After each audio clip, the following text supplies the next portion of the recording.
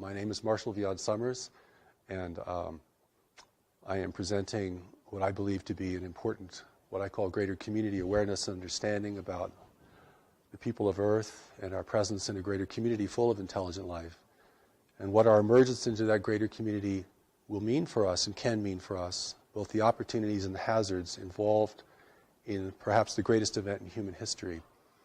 And my background really is more as a minister. I left my work as a special ed teacher for the blind about almost 40 years ago, began to teach inner guidance, had a personal revelation in 1982, which confronted me with the voice that had been counseling me both in my inner guidance work and as a special educator.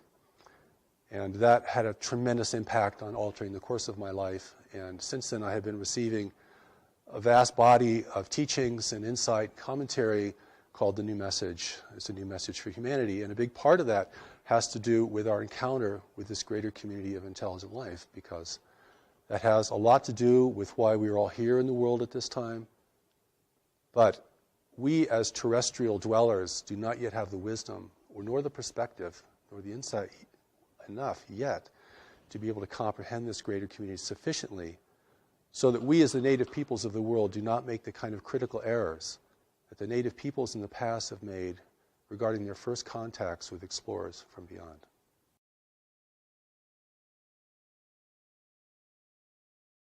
I consider the voice of the voice, the primary voice, to be an angelic voice. And it was this angelic voice that began to speak to me in my work with blind children. Because anyone who works with the handicapped has to be able to develop certain kinds of intuitive skills. You can't go by the book if you're really going to teach young people how to be independent livers or live independently. And so this voice grew in scope and power for me to such a point that it began to give me curricula to teach. And I taught that curriculum, and I also studied it. I also made myself the first student of my work always. And this built up to such a point that I had an epiphany of my own, because certainly that voice isn't here simply to make you feel comfortable or to make you happy, but to ask you to do something significant and to engage you in serving the world beyond what you had considered to be possible or even preferable before. So this voice experience has grown into a major aspect of my life and certainly the source of my work. And it was this voice that asked me to receive the Allies of Humanity briefings from a group of observers, off-planet observers, who were witnessing the extraterrestrial intervention in our world and wanted to provide us wisdom about that intervention to equip us and forearm us and forewarn us of what that could mean for us. We have a real disadvantage in encountering this greater community, and so the Allies of Humanity briefings are here to impart greater community knowledge and wisdom to us so that we may have this contact experience from a position of power and authority and responsibility.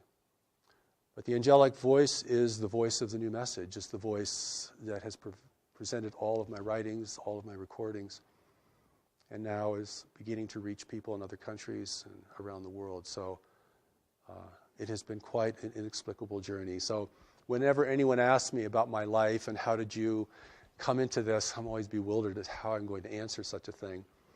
And I think you understand this, because anyone who is connected beneath the surface of the mind, what you could call the higher self or the deeper self, begins to live a much more inexplicable life. And I know many of your readers and viewers understand this and experience this, as do the people who are gathered here today. The Allies of Humanity briefings are briefings from an extraterrestrial source. It's an authentic off-planet communication that I was asked to receive. And I should mention that when I was asked to receive this, I was very resistant to it. I just did not want to get involved in this arena called the extraterrestrial presence in the world. But before, in 1996, I was preparing Greater Community Spirituality, which is a very core book to the New Message teachings.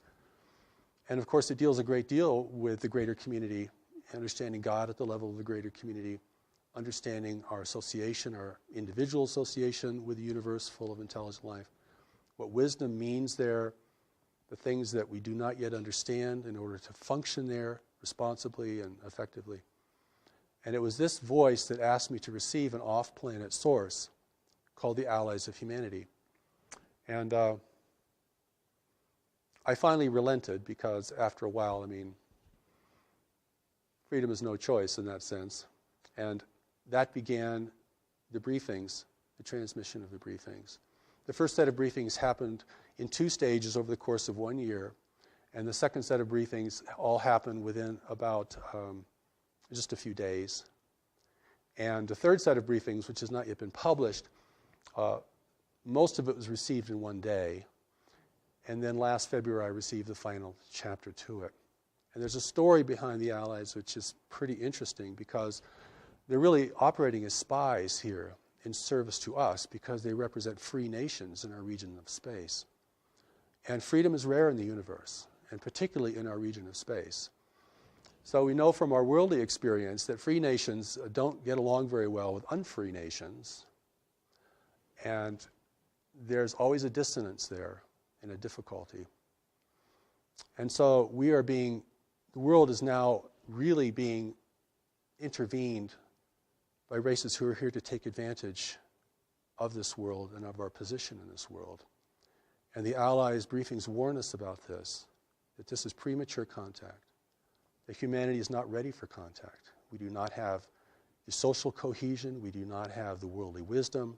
We're not prepared for this kind of engagement with races who can be far more clever and effective than we are, and who can exert much more control over the mental environment, a reality that we're only just beginning to understand. And so the briefings are really here not only to warn us, but to encourage us.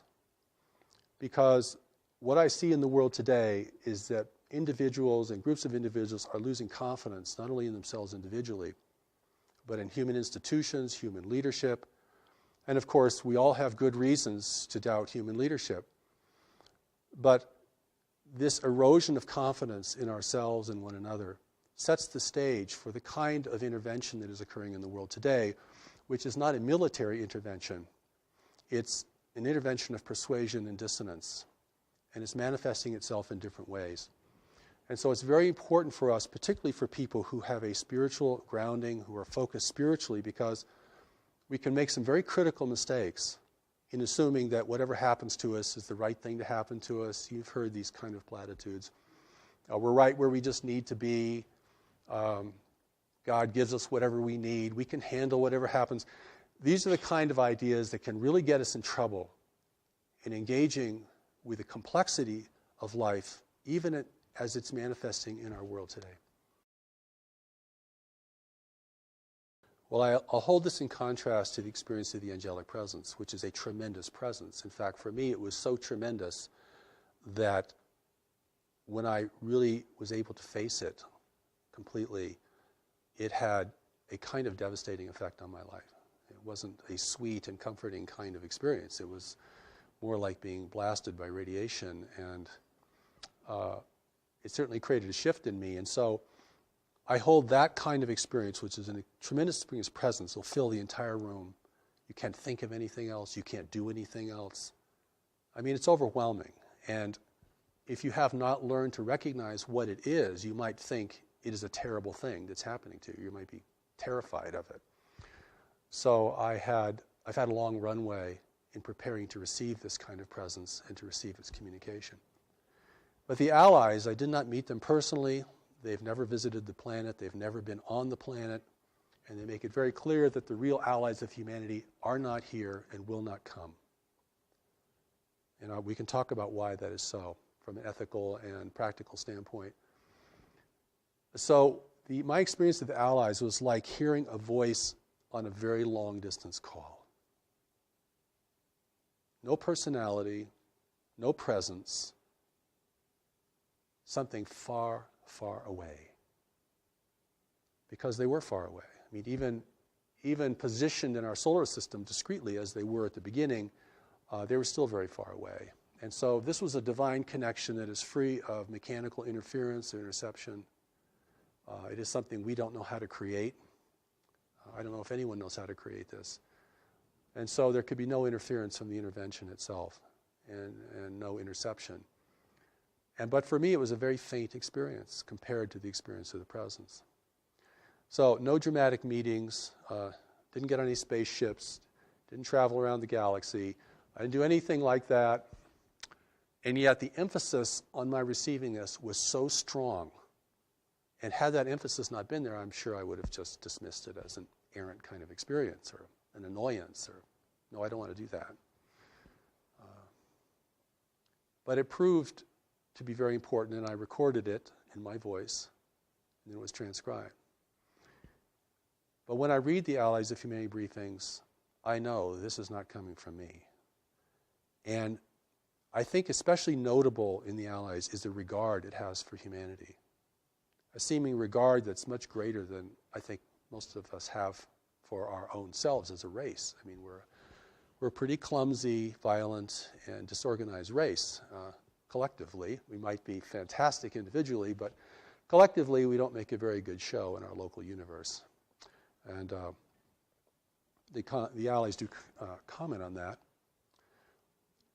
But for me, the engagement was very, very subtle. But when I locked into that, it was quite strong. I mean, the words flowed, the feeling flowed, the kind of beyond words you would hear in a communication had real power and efficacy, and certainly affected me, affected the people who were the first to listen to these. But it's just my voice. Whereas when you listen to the angelic presence speaking through me, you're hearing a totally different voice. I mean, it has somewhat like my voice because it's using my body as a platform. But that's clearly not me. In fact, we listened to one of the recordings this morning in our conference, which we call the encampment. And I listened to that voice and I thought, I wish I could talk like that. I really do, and I mean that. I've tried and I can't do it. You have a 40-minute presentation, it's word perfect, every sentence is powerful, the inflections are perfect, nobody can figure out what the accent is. I don't know. You know, all I can say is I yield to that experience and to provide it to others and see if it is valuable for them. I hear it as a voice, and then that voice locks onto my voice, and then I can speak it and record it. It's way too fast for me to write. I've never been able to write these things down in the speed which they're given. Before I received the first set of briefings, I was kept up almost an entire weekend because I didn't really want to accept it, by this little voice saying, would you please receive us? Receive us. Receive us. And this was like a ringing in your ear. It was so continual. It's like a repeating message. But once I locked into the voice, I could speak it. And my inexplicable training has enabled me to do that.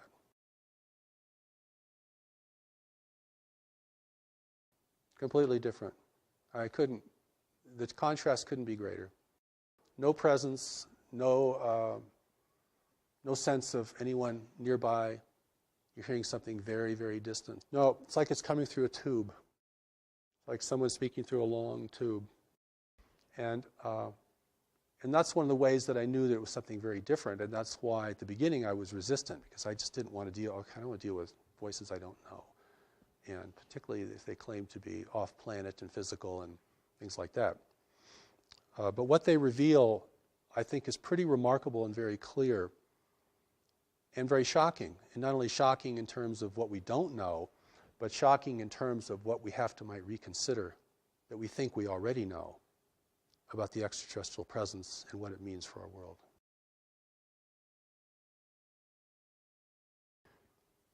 First, they want us to know that there are free races actually out in the universe.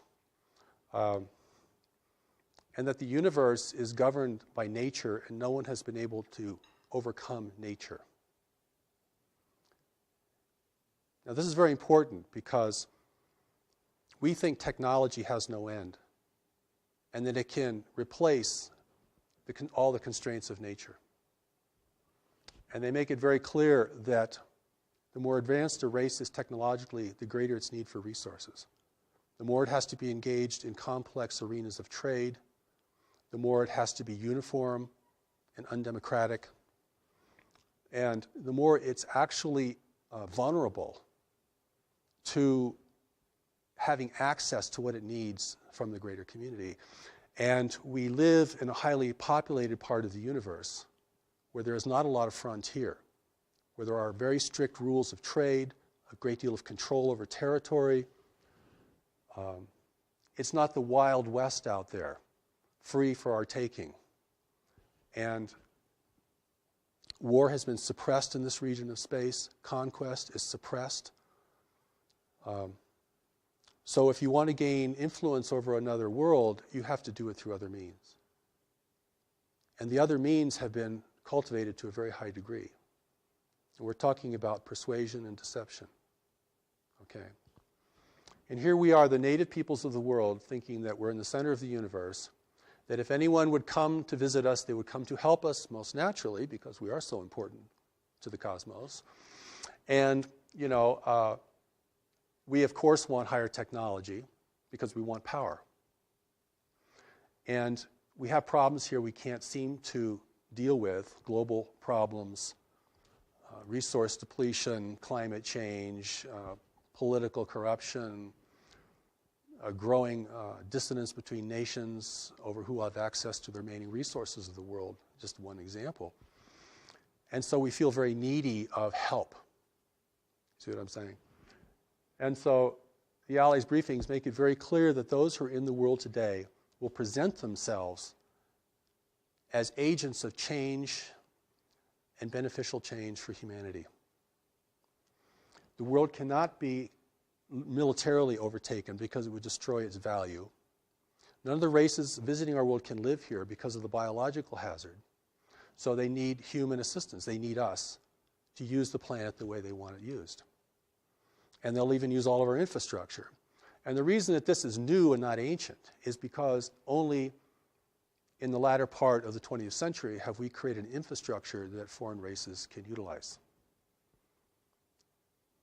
The native peoples couldn't do anything for them. Okay, well, what about the times of Atlantis? The world's been visited throughout its history. There have been attempts to colonize the planet. They've all failed because of the biological hazard.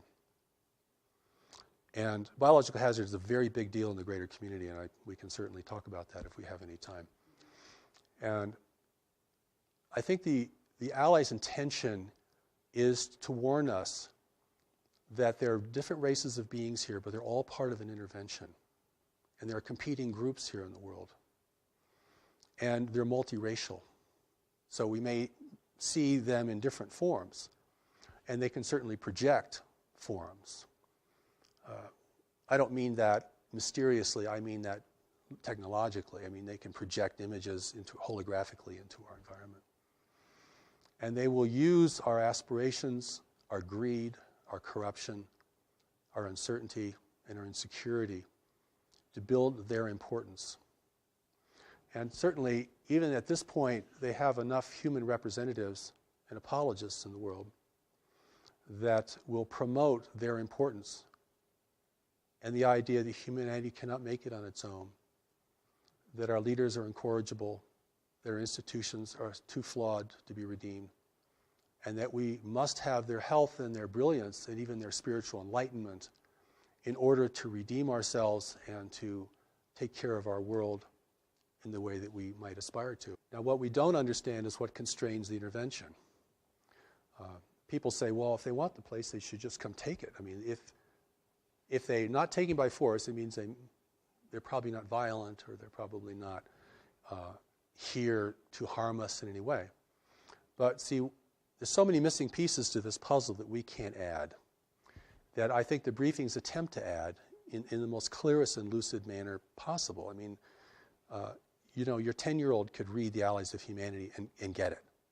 Okay, so it doesn't require a highly sophisticated notion of dimensions or dimensionality or spiritual dimension or political astuteness in order to read the Allies briefings and realize what they're telling you. Is they're telling you you're facing a subtle invasion that is not here to destroy you, but to utilize you, and will use your strengths and your witnesses and your adaptability to this world, which they do not possess, in order to establish their own agenda here. All they can do that is through genetic manipulation. But even genetic manipulation is a very time-consuming and difficult task. And that's why the intervention has taken a very slow pathway. It just happens to be the most effective way to ingrain yourself in the consciousness, in the biological reality.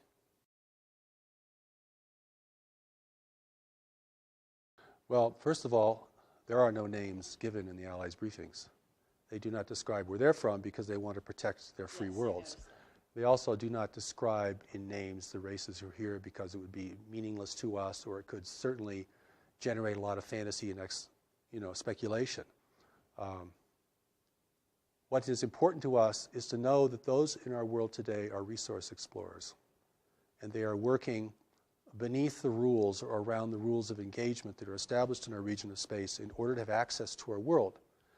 If it appears to outside observers that their presence here is not resisted or denounced, then they have, within the rules of engagement in our region of space, they can be here without setting off alarms to their competitors or establishing official oversight problems. The official oversight is there's no government ruling the universe, but there are governments ruling trade. And trade rules everything for advanced nations that are interdependent with one another. And that is where the control is demonstrated.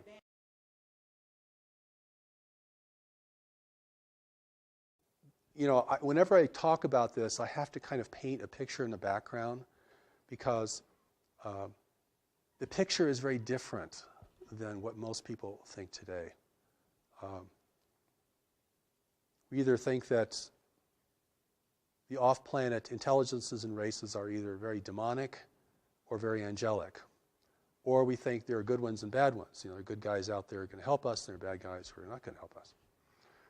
The briefings themselves kind of set the record straight that in order to create an unambiguous situation on Earth, those potential groups who were visiting at earlier times are not here because we don't have the ability to discern, we don't have the subtlety or the insight to discern friend from foe. You cannot tell an ally from an adversary unless you're very skilled in the mental environment.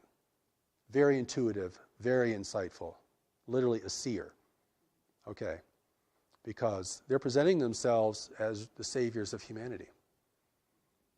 And in the background, they're taking people and never returning them. In the background, they're building a new human. Not to replace us, but to determine our direction. I'm often also asked, and I never like these questions very much, but I'm often asked, is our president an extraterrestrial or is our leaders? I think the thing to understand here, because I've had an opportunity both through the Allies briefings and through the greater community teachings of the new message, which go way, way beyond the Allies themselves, is that those individuals that are being prepared to be in the world are here to advise the leaders. They're psychic, they're powerful, they're brilliant. You can recognize them if you have the eyes to see, but most people will not recognize them. They're not in positions of leadership, they're unaccountable to the public, you will rarely see them on camera. This is how an intelligent race gains ability and influence and control without the people knowing it.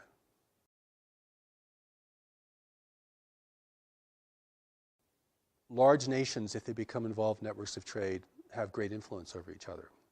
And it's a very competitive environment. The universe, our universe that we're going to have to deal with, isn't a big frontier with a bunch of uninhabited Earths out there that we can go migrate to when we've just completely used up this one. And this reality is a very competitive reality. And so the skill in mental environment, the skill in persuasion, the skill of seers, the skill of things that we might hold to be very spiritual, but now have been used or are used in a very mundane and even invasive way, are used a great deal. I mean, once the rules are established, everyone figures out a way to get around them, or to skirt them, or to operate within them effectively. And of course, we're like the young child that goes into the big city. No, we don't know anything about the social reality, the political reality of that metropolis. And it's our naivete and our innocence that makes us probably endearing. I think you get this sense of endearment when you read the Alley's Briefs. They really think we're very sweet, actually. But they also indicate that some things we don't know that could destroy us.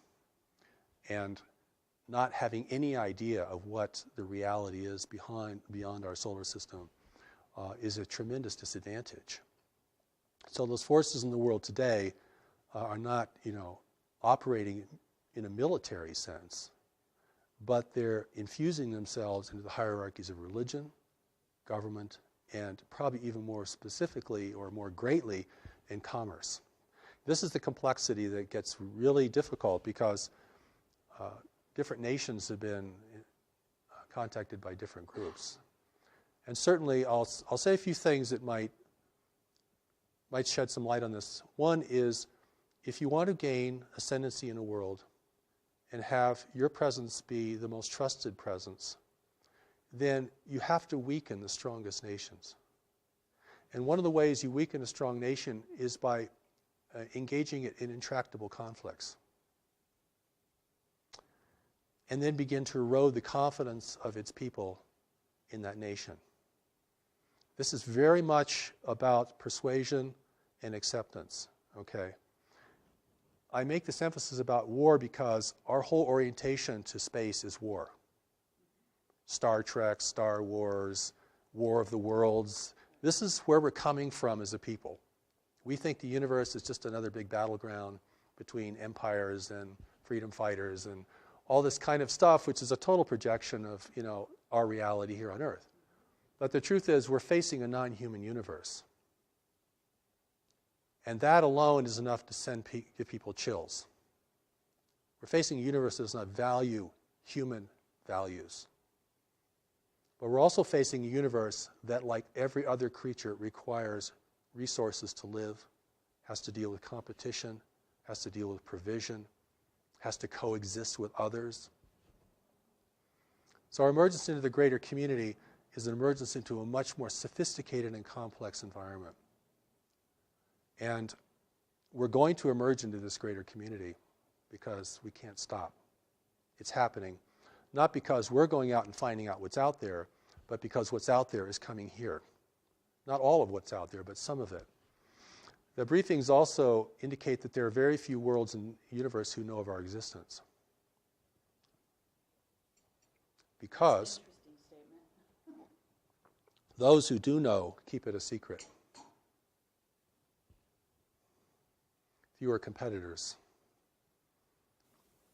It's in this is the Alley's briefings talk about this, as well as the New Message Greater Community teachings, is that we're following a very normal path of self-destruction, that most races that become technologically endowed begin to outstrip their world's resources and are usually engaged in the greater community not because of their explorations, but because the greater community arrives, offering gifts with its secret plans.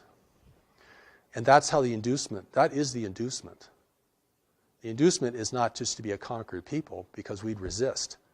And if we resist, they couldn't function here, and they destroy the value of this world. But if we can submit, and if our desires and our ambitions can be enticed, then that's the best weapon there is to make the enemy drop their weapons and join you according to the engagement that you present.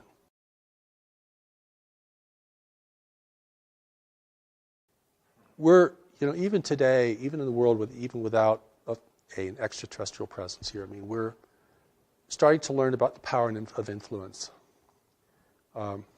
This is not, in most places in the world, this is not gunboat diplomacy anymore. This is about dependence. a nation becomes dependent upon what you purchase from them or provide them, then without changing their flag or their language, you begin to determine the course of their destiny. You don't really want to occupy them because that is way too expensive and difficult. You don't want them to resist you because that's way too difficult. And this is beginning to give us a picture of how nations influence one another in a greater community where the level of sophistication is much, much higher and where the psychic abilities are much higher. So I always want to take this into a larger arena of life, and also I hope we have time to talk about what the connection is to our core spirituality, because we are in the world today for a purpose, each of us. We're here to be in a time of transition and danger in the world. You know, the greater community, certainly many people feel connected to it anyway for reasons that they probably can't explain very well. And it's certainly going to be part of our collective and individual destiny. The fact that it's still, barred from the social discourse doesn't diminish the fact that it's essentially important to our future and to what kind of world we're going to have. But it's very muddy water. And even the truth has been so sullied. I gave a presentation in Denver about 10 years ago to a group there, and a young man came out and he said to me afterwards, he said, there hasn't been anything clean about the extraterrestrial presence for 25 years. And so, we have to look now at what our relationship with this greater community is, our relationship with this intervention. I mean, not the whole universe is intervening here. I mean, we're just part of a larger environment, and we've come of age. We've reached puberty technologically, okay? We're now subject to greater interests, and we're also destroying the planet, the wealth of the planet, the wealth that others would value.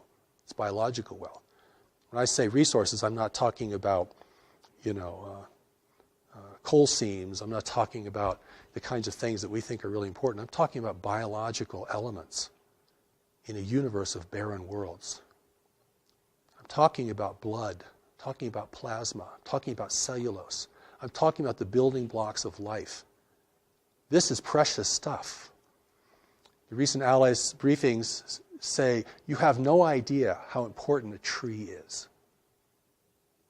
So it's really important for us to begin to get a more greater community perspective, if that's possible, than simply projecting all of our values out onto space, which will never really inform us of what we're dealing with. And that's what I think the Allies briefings, the greater community teachings of the new message, give us an opportunity to step out of this and to see the universe in a more prosaic manner, not a multi-dimensional, not in a way that, is extremely subtle, but in a way that's manifest. Because we have to deal with the manifest reality before we can deal with the subtle reality. If we're running out of money, or if we've got a tumor in our side, right? Or if we've just lost our house, that's a lot more important than our meditation practice for that day. And so it's the manifest reality we have to begin to get a handle on. And that's not as complex, I don't feel as complex, or as mystical, because this is level confusion. Level confusion is a real problem here, because there are different levels, and the levels present different kinds of things to us. But if we miss the fundamental level, that we're the native peoples of the world, encountering resource explorers that we know nothing about, whose intentions are never revealed, whose activities are surreptitious, whose impact upon people is generally destructive and manipulative, then we have to deal with it at that level primarily if we're going to be a free race in the future. And if we can't deal with it at that level, if we get lost in the dimensionality of this whole phenomenon, which is big, we're going to sell the world away or give it away. And we're going to do that. It won't be taken from us.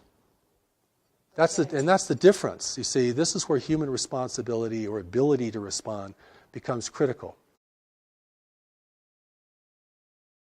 In the New Message teachings, one of the important things about greater community spirituality of the universe, is this reality of knowledge. Because, and I'm going to use this word in a different way. I'm not talking about information or book learning or what we learned in high school or the university. I'm going to talk about knowledge as a deeper mind. We can call it higher self, Christ self, Buddha self, whatever. This mind operates beneath the surface of our worldly mind, our intellect, which is pretty much totally conditioned. I mean, you're never going to totally recondition your personal mind. I mean, it is thinking how culture thinks. It is thinking according to our biological and social realities. It can think better, and it can be valuable, but it is very, very ingrained. And I want to take knowledge out of the religious realm, if I can, or the high spiritual realm, because there's so many things associated with it, and bring it down into a kind of a consciousness baseline. This is the well of what you know and can know, and your ability to know. This is the part of you that's still connected to God. It's not the part of you that's living a soul journeying through manifest reality. This is the part of you that didn't leave, that isn't journeying through manifest reality, or it's going with you, but it's not on that journey. This is the only part of us that cannot be manipulated by any worldly, extraterrestrial, interdimensional, anything. And this is important because this is the source of our strength and our integrity and our ability to see. If that does not become the emphasis of an evolving humanity, then we will be seduced en masse. And we'll be seduced in a way we never thought we'd be seduced. And how we'll be seduced is being offered what we want, which is the most deceptive form of seduction there is. Beauty, wealth, and power is part of that, certainly. And we're very primed for it. I mean, as the world becomes more disorderly, as resource depletion continues, as nations become more fractious with one another, and we're entirely able to make our own war, by the way. We don't need any help from beyond to do that. We're very good at that. We've been doing that for a long time, and nobody has to teach us anything about that. But the wars that we become engaged with, particularly in larger powers, do have a purpose for the intervention. If the only nations that could really rally the world are weakened sufficiently through intractable conflicts, and if the two or three strongest nations of the world are repitched in opposition to each other, or that's fortified, there will never be a consensus here. And that doesn't take as much intervention as you might think. Because everything that happens that we do is a result of our decision making. And what influences our decision making is what informs our decisions. And this is where the power of knowledge becomes centrally important. And this is where our spirituality isn't just a wondrous place to be, or a place to escape into, or a coping mechanism for dealing with a harsh and incomprehensible world, but becomes the traction for really being powerful here, and insightful, and beyond persuasion. And this is the part of us, amongst other things we have to develop, that's very core to our success, in my view. The Allies briefings talk about this. The power of knowledge is the greatest power in the universe, and the intervention's not using it, or they wouldn't be here. At that level, you can see this clearly. This is not a mystery. I've gone to conferences that said, this is not a mystery. Everyone's like, what? Because keeping it a mystery is part of the deception. We're going to keep this so inexplicable, and we'll never get it, and it's magnificent. It keeps the adventure going. Like, this is an adventure in consciousness, to study these things. That's one line of thought. So when I've gone to speak to groups of people and presented the Allies briefings in as gentle and compassionate way I can, I mean, the resistance is tremendous, because it's like I'm taking people's parade away from them. I'm taking their lollipop away from them. I'm depriving them of this really exciting thing that's going on and turning it into just another damn thing we have to deal with in life.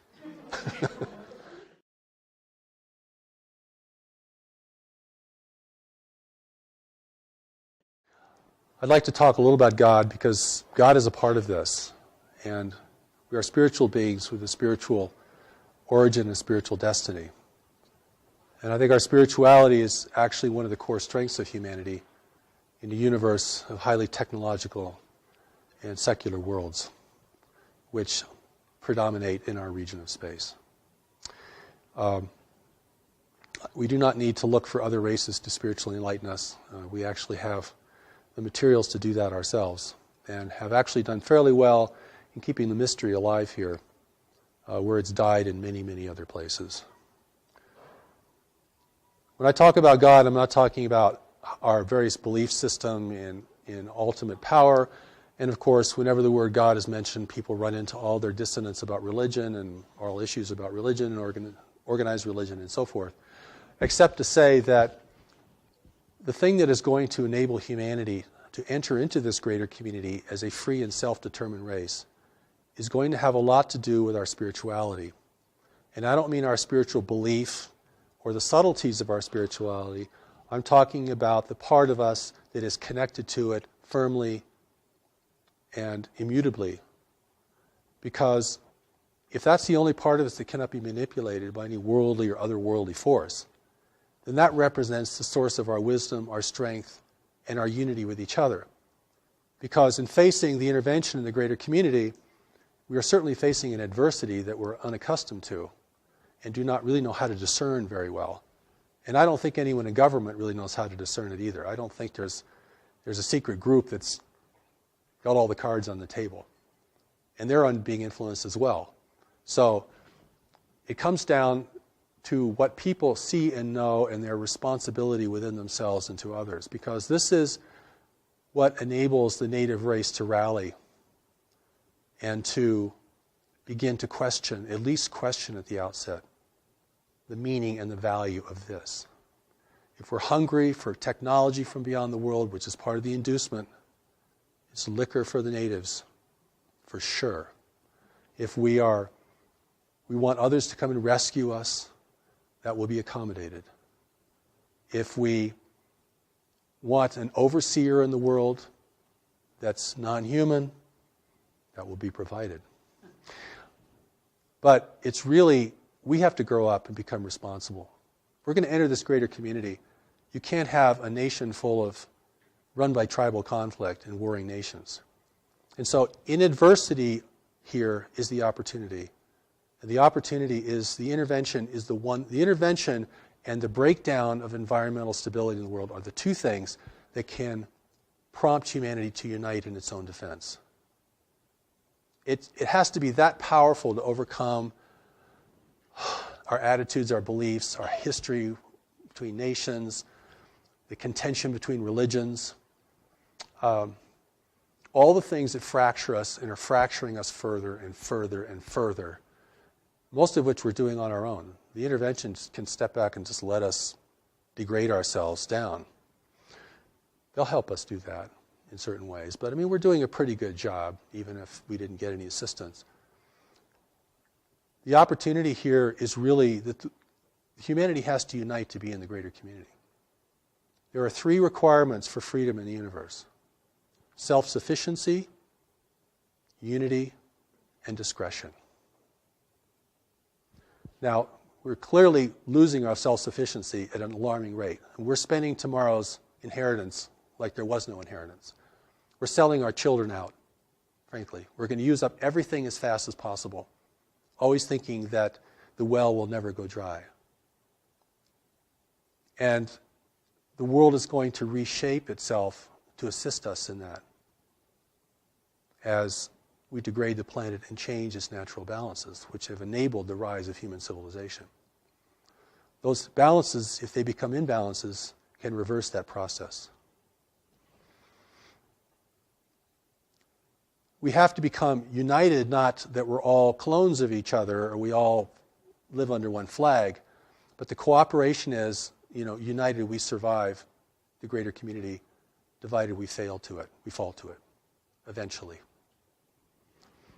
And the third is discretion. We're broadcasting out into space our wars, our foolishness, our comedies, our tragedies, everything.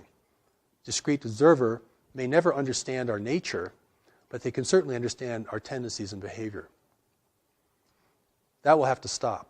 Free nations do not broadcast, except to each other in ways that are very safely encoded. The price of freedom in the universe is unity, self-sufficiency, and discretion.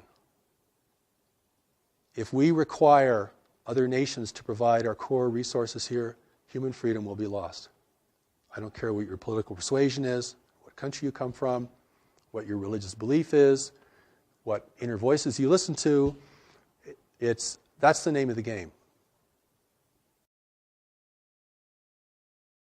I mean, I've spoken to conspiracy groups before, and human unity is just a big flag. It's a red flag. When I talk about unity, I'm talking about responsible management of the planet and cessation of human conflict. Not just purely for moral or ethical reasons, but for really practical reasons. I mean, we're going to have to protect the arable land of the world. We're going to have to protect fresh water and renew fresh water. We're going to have to do all this stuff, or we are not going to have a future, or not a desirable one, certainly. And that is part of the reason the intervention's here. The other part of the reason the intervention's here is we're at the threshold of becoming technologically powerful enough to discern it effectively and to communicate out into space that we don't want anyone messing with us. Stay away, please. We're not ready. We'll let you know when we're ready. That's why the real allies of humanity, or races that could become the allies of humanity, are not interfering in the world today, because it's highly unethical for them to do that. Even if they wanted to help us grow and become peaceful and peace-loving, they would have to control us to do that. Or they would just send their wisdom, like in the Allies briefing. They just send their wisdom. They're not sending, advisors down here to encourage us, persuade us. See what I'm saying? There's a big difference between sharing wisdom with somebody and beginning to control their life, or trying to control the life or the outcome. I don't consider the intervention to be evil. I think it's just self-interest in the universe. And we have things they need, and they really need them. So there's a lot of myths here that have to be blown up about, self-sufficiency and free energy, which is a total myth, by the way, in my view. I mean, there's no free lunch in the universe. And even if you could harness free energy, like harnessing the power of the sun, you're going to have to create some pretty powerful technology to do it on a big scale. So you still need resources. Right. So even if the energy is free, in order to capture it and use it, you still need huge infrastructure, lots of resources, all these kinds of things. So it's not really free. See what I mean? It's not really free. But I want to go back to God, because whether people believe in God, it's important that they know that there's a part of them that cannot be corrupted and has never been corrupted, and that there's a way that that part of them can speak to them and advise them. And this is, you can call it your ground of being, your gut feeling, whatever you might call it within a religious or a general vernacular. There's a part of us that has to advise us. Or you could say to the intervention, can't you just see this for what it is? 50 years of UFO research, can't see it for what it is. Why is that? 50 years of UFO research cannot see this. Oh, we know we're being visited, sure. We knew that 50 years ago. Haven't gotten any further, really. We got lots of sightings, got drawings and radar and tons of speculation and lots of kind of science, pseudoscience, all kinds. But can anyone say, what is this?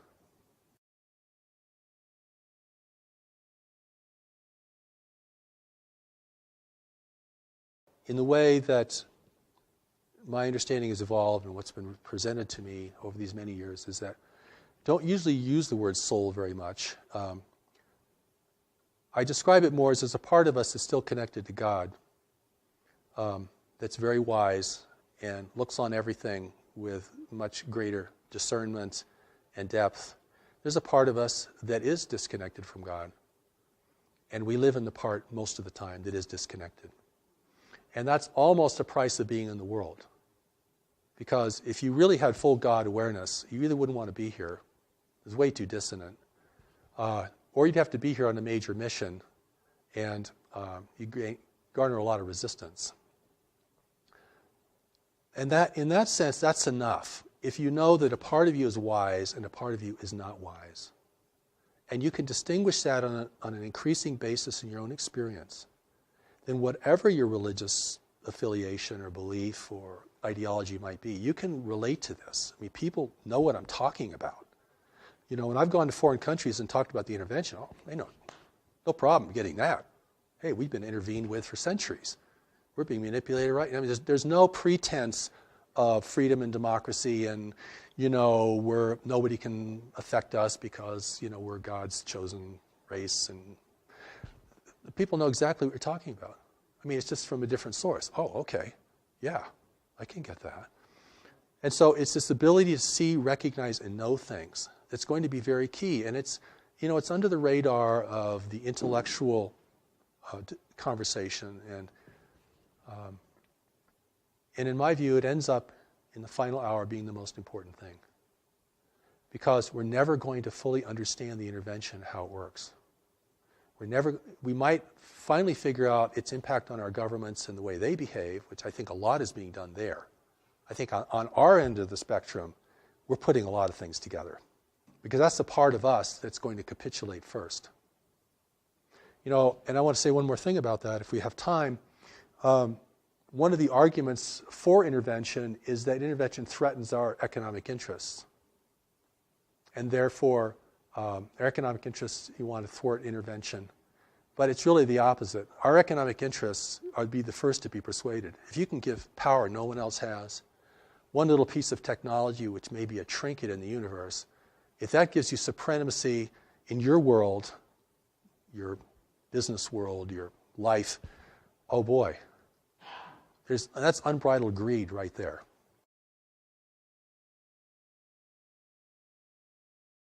Well, I don't think it's a done deal because there are elements in our government, this is what the Allies talk about.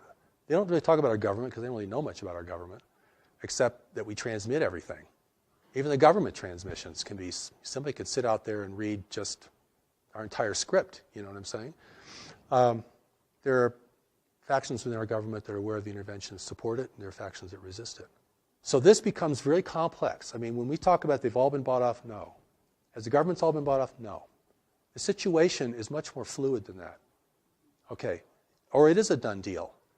And we're just, you know, underlings that are just going to complain and revolt and, you know, make a lot of noise and nothing's going to happen. The situation, the outcome has not been determined. And this is very important. Otherwise, you're really going to disempower people. And it's a very complex situation because we're talking about influence permeating lots of parts of our life and in ways that we are beginning to understand. The other part of this equation is the intervention itself. What guides it, what restrains it, what it can and cannot do, how it has to behave here because it's being watched by other nations. And so if it appears, like I said before, if it appears that we are at least tolerating its presence, if it appears that we're accepting and benefiting its presence, then it looks like we are granting them permission to do whatever they want to do here. I mean, if there's appearance of resistance here, opposition and resistance, that's powerful. Even if it comes from, you know, the public. See what I'm saying? We don't know who's a white hat and who isn't a white hat in the government. And certain people certainly are, we can suspect in other ways, but it's what are we going to do? What are you going to do? In your position, you have influence and can present many things to many people. What can I do? What can the people in this room do? What can anybody do? I mean, the first thing I think we have to do is begin to recognize this reality is occurring and that we have a responsibility to deal with it. If we think it's all going to be our government that's going to negotiate the outcome, we've already seceded our personal responsibility, regardless of the makeup of the government. I mean, the government may be more deluded than we are and much more influenced. And so, and that is, this is a real power to the people kind of message, you see. And I mean, even if you broadcast on shortwave out in the universe, you know, we don't want intervention. We don't welcome intervention. You know, anything, any demonstration of resistance. You know, I've been invited to speak at conferences, and I'll go to these conferences. I'm the only person who questions the extraterrestrial motivation. Everyone else is completely sold on it. It's groovy, at least some of them are good. And we're going to get into this because this is really exciting, and boy, we're going to get so much good stuff from these people. But we know as human beings that if you want something from someone, you can never discern them. You want something from the intervention? You've already given your power away. You're going to be blind because of what you want, or what you think you need, or what you think only they can give you. And what can they give us? They're not going to give us real technology. We turn it into weaponry and probably, destroy the infrastructure of the world. They're not going to give us spiritual wisdom, or we wouldn't want intervention. They're not going to give us, high integrity, because if we had high integrity, we'd realize we're being messed with and we want everyone out of here. You all go home, please. We're not ready for you. We'll let you know when we're ready. When we establish our own rules of engagement in this planet and our own ethics of contact, then we will see who amongst you we want to communicate with. That's from a position of power and authority. Listen, the Japanese kept the Europeans out for 200 years. And how they did it was they burned every ship that entered their region. Not very nice. But the message got pretty clear. And after a while, the ships stopped coming, right? So, if the Native Americans had done that in the United States, we might have a different nation today. White people would be the minority.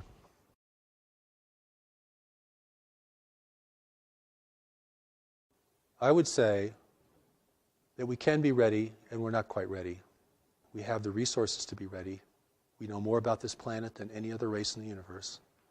We're the only race in the universe who could survive here successfully without a great deal of adaptation. We know more about our nature than any other race in the universe. We know more about our history and our tendencies than anyone else in the universe. And that if other nations want to help us, they should share us their wisdom about what life is really like and the pitfalls and dangers of functioning in a greater community. So my emphasis through all of my work is to empower people to be strong, effective, and compassionate. But we're going to need strength. I put that first, because you can't be messing around in the face of the greater community. This is big time life. And we're still in a very adolescent phase collectively as a race. I mean, we're still very indulgent and foolish, and we're not responsible to the future. We're not saving resources for the third generation out. I mean, we're using up everything. So I think the change in that is a change, not just a change of understanding, but a change of heart, to realize we are the stewards of this planet. If we want to continue to be the stewards of this planet, individually we're going to have to learn some new things. And we're going to have to become really strong and honest and effective in our lives. And this is about individuals now. This is not about going to change the government. I think that's pretty hopeless as the first step. We're not going to get them to divulge their information, because if they ever do, it probably wouldn't be whole or complete anyway. And so, but we do need to learn about the greater community itself. We do need to learn about our personal strengths and responsibilities. We certainly all have to get our own house in order, personally, individually. And that's kind of that's a great starting place, of course. But, humanity can never give up. And the intervention is either here to win us over or discourage us from resisting. That's the power of persuasion. And I look around, I see, many people are on a downward spiral. They're losing heart, they're losing faith, they don't know how to handle their life. They're getting very discouraged by what they see in the world around them. Their own sense of inadequacy can overtake them. So, you have to build the person up. If you want to take them into a battle of who's going to control this world in the future. And this is a battle at another level, all right? This is like warfare at another level.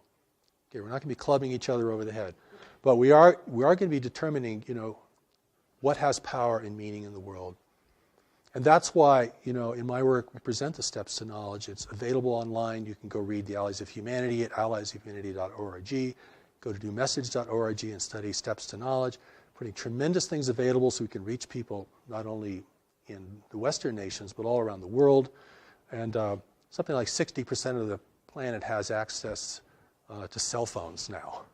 It's amazing. And so that education and orientation has to happen, because no one on earth is going to win if an intervention is successful here.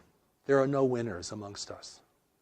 The profiteers will be subjugated just like the rest of us in a controlled world.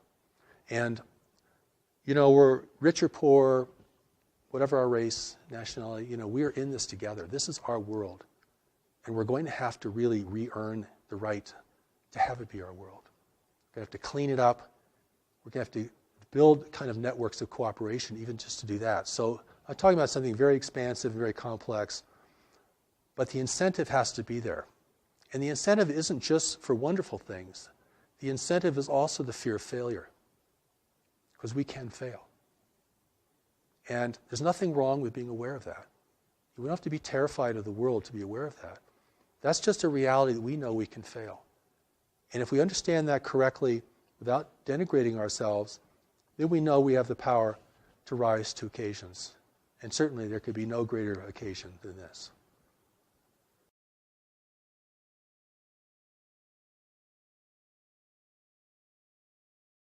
The Allies of Humanity briefings are at alliesofhumanity.org. We're a nonprofit organization.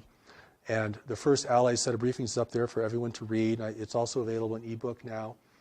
And the second Allies briefing is in print. The third Allies briefing we hope to publish next year. One of the seminal works on the greater community for us is called Life in the Universe, which we plan to publish next year through New Knowledge Library. And we'll send out announcements and so forth. Our main website is newmessage.org, and there you can receive much of the New Message teaching is available online, both in audio, the original voice of Revelation, what people can hear. That's the voice that spoke to me, that was recorded, and you can hear that. As well as, we made a tremendous amount of things available to people, as well as elements for study and application, greater community education, all these kinds of things. We really want people to have access to this, and we welcome your participation. There is the Declaration of Human Sovereignty, which is a document modeled after the Declaration of Independence. It's kind of a statement indicating to the universe our will as the people of Earth, our rights. We establish our rights. We establish the fact that we are being interfered with, and we do not hold that to be appropriate, and the kind of engagement we would like to have with other nations who are interested in us. And that's a very powerful document, and I think, there's already minds working on this. This is, we may think we're alone, we have a small group, or maybe we're all alone as an individual, and we're trying to put all this together, but there is a groundswell around this, and there is a greater community awareness that's growing.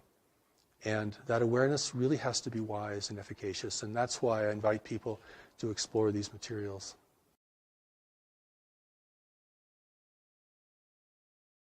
I'll deal with the prosaic first, and the things that we can all touch upon is the fact that food, water, and energy are declining resources in the world, and will be increasingly so. And those things, which seem the most ordinary kinds of things, may in the end prove the most difficult for us.